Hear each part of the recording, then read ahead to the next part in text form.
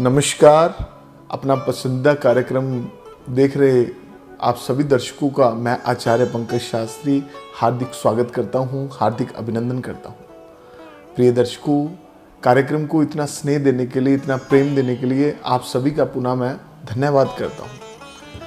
हमारे कार्यक्रम की श्रृंखला में हम प्रतिदिन आपके समक्ष एक नया विषय लेकर के आते हैं ताकि आपको जो जानकारी है आपकी जन्म कुंडली में वो सही पहुंच सके और आपकी जन्म कुंडली में जो भी दोष हैं या जो भी आपके मन में जिज्ञासाएं हैं, जो भी आपके मन में प्रश्न हैं, उन सभी का मैं इस कार्यक्रम के माध्यम से आपको उत्तर दे सकूं।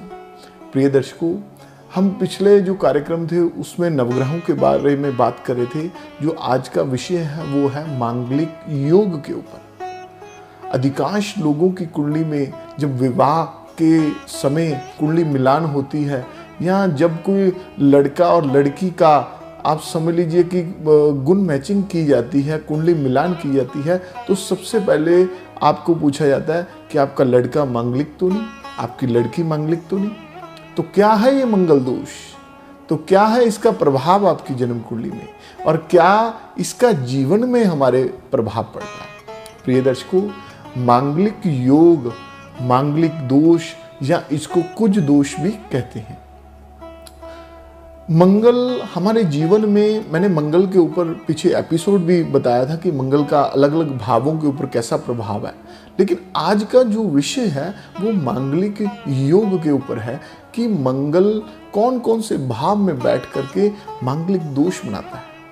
तो आप समझ लीजिए कि प्रथम भाव में जब मंगल महाराज बैठते हैं तब मंगल दोष बनता है। चौथे भाव में, चतुर्थ भाव में जब मंगल विराजमान होते हैं तो मंगल दोष होता है, मांगलिक योग होता है। तो सप्तम भाव में जब मंगल महाराज विराजमान होते हैं तो मांगलिक योग होता है।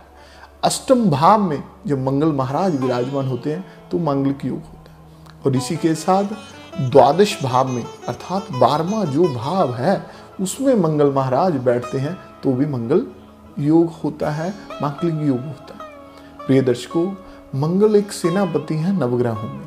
नवग्रहों में जो सेनापति हैं वो मंगल ग्रह ही हैं। तो समझ लीजिए कि जो सेनापति है वो बड़े उग्र स्वभाव का होता है। हम अपने जीवन में भी देखते हैं कि जो सेनापति है, जो पुलिस अधिकारी हैं, वो भी मंगल की ही श्रेणी में आते हैं। फौज के जो कर्मचारी हैं, फौजी हैं, वो भी मंगल के अंतर्गत ही आते हैं। तो मंगल का जो स्वभाव है बड़ा उग्र है। रक्त वर्ण के होते हैं मंगल, लाल वर्ण के हैं मंगल।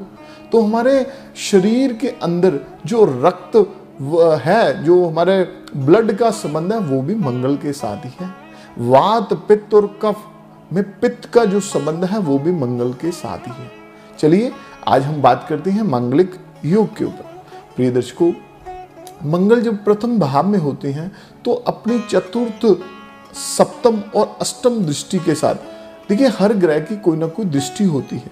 7वीं दृष्टि से सभी ग्रह देखते हैं, लेकिन कुछ ग्रह ऐसे हैं जिनको विशेष दृष्टियां मिली हुई हैं। वैसे ही मंगल है जो कि चौथी दृष्टि से, 7वीं जैसे कि सभी ग्रह देखते हैं 7वीं दृष्टि से, और अष्टमी 8वीं दृष्टि से भी मंगल महाराज देखते हैं। तो मंगल यदि लग्न में बैठे हैं तो चतुर्थ दृष्टि से, चतुर्थ भाव को जब देखते हैं, जो व्यक्ति के लग्न में मंगल है वो मांगलिक योग हो गया।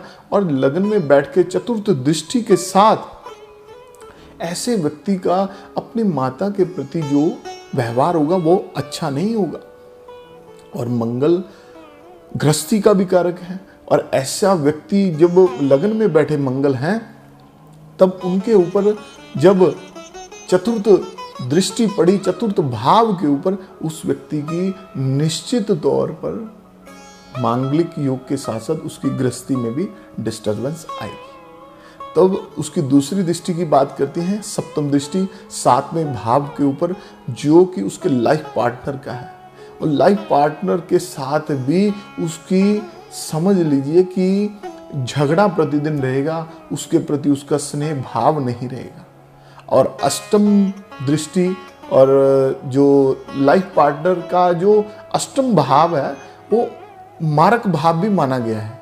मारक भाव पति और पत्नी का द्वितीय भाव हो गया जो अष्टम भाव है, तो ये भी उसको आयु भाव भी बोलते हैं। तो उसको आयु के रूप में, उसको रोग के रूप में जब लगन में बैठ के मंगल अष्टम दृष्टि से अष्टम भाव को देखते हैं, तब उसको परेशानी का सामना करना पड़ेगा। तो मंगल महाराज अलग अलग भावों में, चतुर्थ भाव में बैठ करके, सप्तम भाव में बैठ करके, अष्टम भाव में बैठ करके, द्वादश भाव में बैठ करके, प्रिय दोस्तों, ये बहुत अपना प्रभाव बनाते हैं।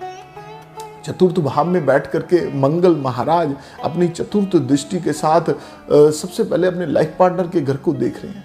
तो जैसे कि लाइफ पार्टनर को डिस्टर्बेंस आएगी, उसके बिजनेस पार्टनर को दिक्कत आएगी, और सातवीं दृष्टि से दशम भाव को देखते हैं, ऐसे व्यक्ति का अपने पिता के साथ बिल्कुल संबंध नहीं रहेगा।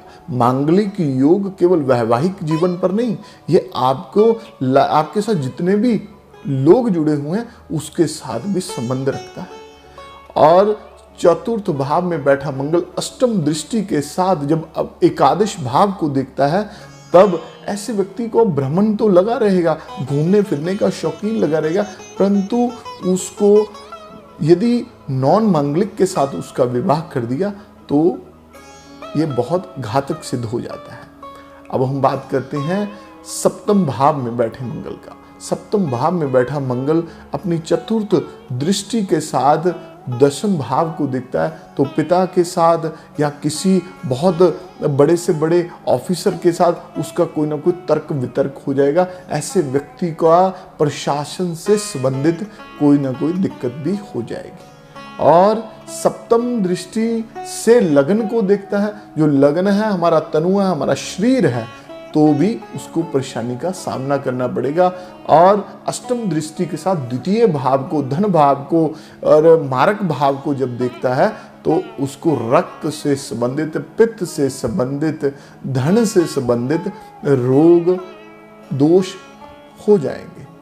प्रिय दोस्तों, अष्टम भाव में बैठा मंगल अपनी चतुर्थ दृष्टि के साथ एकादश भाव को देखता है। एकादश भाव को देखते हुए यहाँ जब बैठता है तो पहले तो आयु भाव है, ये वहाँ पे उसकी आयु को क्षीण करेगा, उसको कम करेगा, और साथ ही साथ रोग भी पैदा करेगा। बड़े से बड़ा ऑपरेशन भी करवा देगा अष्टम में बैठा मंगल। यदि मांगलिक योग बना रहा है तो आपको रोग भी दे रहा है। तो चतुर्थ दृष्टि के साथ एकादश भाव को देखता है, और अपनी सप्तम दृष्टि के साथ द्वितीय भाव को देखता है। द्वितीय भाव का जब संबंध अष्टम के साथ हो जाए तो भी निश्चित तौर पर शारीरिक रोग ऐसे व्यक्ति को जन्म से ही हो जाते हैं। और साथ में अष्टम दृष्टि के साथ तृतीय भाव को देख रहा है, तब ऐसा व्यक्ति का अपने भाई बहनों के साथ, सखे संबंधियों के साथ, मित्रों के साथ अच्छा व्यवहार नहीं रहता। प्रिय दर्शकों, अब हम बात करते हैं 12वें भाव में बैठा मंगल, जो कि अंतिम भाव है, जो कि मांगलिक योग बनाता है। 12वें भाव में बैठा मंगल अपनी चतुर्थ दृष्टि के साथ अपने तृतीय भाव को देखता है। तृतीय भाव को देखते हुए उनका अपने मित्रों, अपने परिवार के साथ, अपने सगे संबंधियों के साथ, रिश्तेदारों के साथ व्यवहार अच्छा नहीं रहेगा। प्रिय दर्शकों, जब 12वें भाव में बैठा, 12वां भाव क्या है कि शैया सुख है। हम आराम, जो विवाह के बाद पति पत्नी आराम करते हैं, पति पत्नी का जो सुख है उसको नहीं मिलेगा यदि 12वें भाव में मंगल महाराज विराजमान है। तब सप्तम दृष्टि से ये छठे भाव को देखते हैं। छठे भाव को देखते हुए ये व्यक्ति को रोग, ऋण इत्यादि परेशानियों का सामना करना पड़ेगा। प्रिय दर्शकों, अष्टम दृष्टि के साथ अपने लाइफ पार्टनर के घर को देखेंगे, तब भी लाइफ पार्टनर के साथ इनका संबंध खराब होंगे। तब मंगल का जो संबंध मैंने मांगलिक योग का बताया, मंगल दोष कब खत्म होगा, कैसे खत्म होता है? तब यदि मंगल का हम संबंध देखें तो मंगल का 1, 4, 7, 8 और 12 में जो मैंने चीजें बताई हैं, इन्हीं भावों में यदि उनकी लाइफ पार्टनर के, यदि लड़के की कुंडली में मंगल 1, 4, 7, 8, 12 में है, और उसकी जिसके साथ शादी हो रही है उसके साथ कुंडली मिलान हो रही है, इन्हीं भावों में यदि मंगल है तो मंगल दोष खत्म हो जाएगा। या इन्हीं भावों में शनि है, राहु है, केतु है अथवा सूर्य है, ये चारों ग्रह, प्रिय दर्शकों नोट कर लेना, ये चारों ग्रह में से कोई भी विराजमान है तो भी मंगल दोष का जो प्रभाव है वो खत्म हो जाता है। चंद्र और शुक्र जब द्वितीय भाव में होते हैं तब भी मंगल दोष का जो प्रभाव है वो खत्म हो जाता है। वो मंगल मांगलिक योग का कारक नहीं माना गया। प्रिय दर्शकों, आपको एक और बात बताता हूं, बड़ी महत्वपूर्ण, आप चेक कर लेना आपकी यदि कुंडली में है। कन्या लगन की पत्री में जो भी है 12 राशि हैं, जो कन्या लगन है, कन्या लगन की पत्री में यदि मंगल सप्तम भाव में मीन राशि में विराजमान है तो भी मंगल दोष नहीं होता। ये बहुत महत्वपूर्ण जानकारी आपको दे रहा हूं। आपको एक और इसके साथ मैं बता रहा हूं कि कर्क लगन की पत्री में यदि मंगल महाराज अष्टम भाव में हैं तो भी मांगलिक दोष नहीं होता। अष्टम भाव में जो है उनकी कुंभ राशि होगी। कुंभ राशि में जब मंगल अष्टम भाव में हो, विशेषता देखा जाएगा, तब भी मंगल दोष नहीं होता।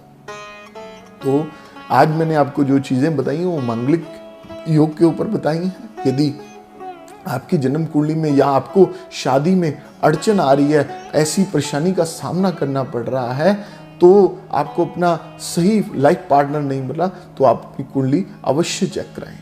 आप मुझसे भी जुड़ सकते हैं, नीचे दिए नंबर पर संपर्क करके मुझसे मिल सकते हैं। प्रिय दर्शकों, अगले विषय पर हम अगले एपिसोड में फिर पुनः इसी कार्यक्रम के माध्यम से, इसी चैनल के माध्यम से, इसी समय पुनः आपके समक्ष मैं हाजिर होऊंगा।